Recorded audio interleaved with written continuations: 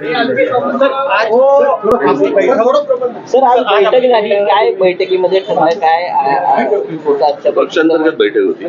Sir आगामी निवडणुकीच्या पार्श्वभूमीवर काही अहवाल मागवण्याचा प्रयत्न असेल का? कारण निवडणुका काही दिवसातच यायला आहेत.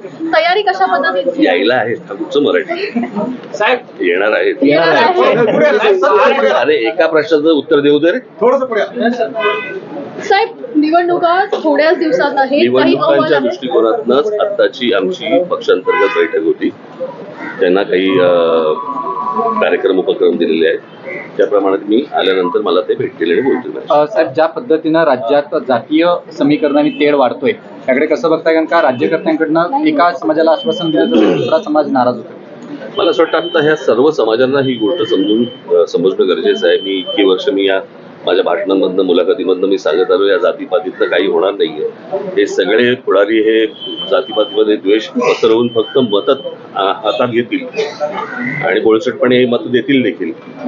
पण हे त्यांच्या पुढच्या येणाऱ्या पिढ्या, म्हणजे मी काल तर ते एक कोणीतरी मला क्लिप पाठवली त्याच्यामध्ये लहान लहान मुलं जातीवरनं बोलतात एकमेकाशी. आणि हा इशारा हे कधी बोललो होतो मी की हे सगळं शाळा कॉलेजपर्यंत जाणार हे प्रकरण, कळलं का? हे विष असं महाराष्ट्रामध्ये कधी नव्हतं. मला असं वाटतं हे जे जातीपातीचं विष घालवणारे जी लोक आहेत, महाराष्ट्राने यांना दूर ठेवलं पाहिजे. किती आवडलेलं काही असलं, जे आवडता पक्ष असेल ना तर अजून आवडती व्यक्ती, पण असलं जर विष घालवणार असेल तर पुढच्या पिढ्यांनी कसं जगायचं? काय होणार महाराष्ट्राचं? आणि मी नेहमी सांगत आलो की जे उत्तर प्रदेश बिहारमध्ये ज्या प्रकारे सगळ्या गोष्टी सुरू आहेत तसं महाराष्ट्रात उद्या सुरू होईल. खून खराबही होतील याच्यावरनं. आपल्यावर पर्सनल अटॅक केले जात आहेत.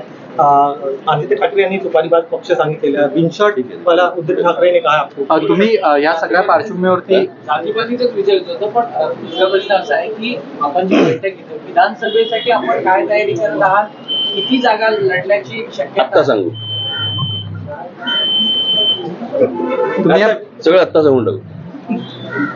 तुम्ही या पार्श्वभूमीवरती दौरा वगैरे करणार आहात का राज्याचा? कारण का ज्या पद्धतीने जुलैमध्ये माझा महाराष्ट्र दौरा सुरू होईल, जुलै मिडमध्ये, आणि त्याला भेटू सगळ्यांना.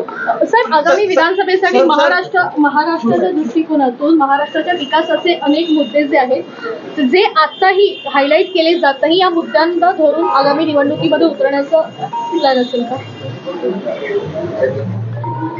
मला असं वाटतं मी आता युक्रेन आणि रशिया वॉर याचा मला असं वाटतं मी महाराष्ट्राच्या विधानसभेमध्ये प्रचार करेन.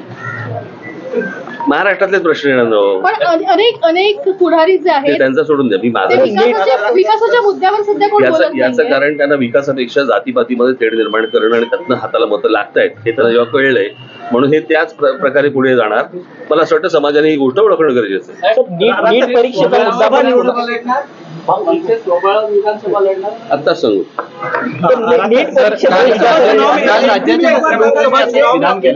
काल राज्याच्या मुख्यमंत्र्यांनी कसं विधान केलंय की काही लोकांना बांबू लावायची गरज आहे. लावा म्हणून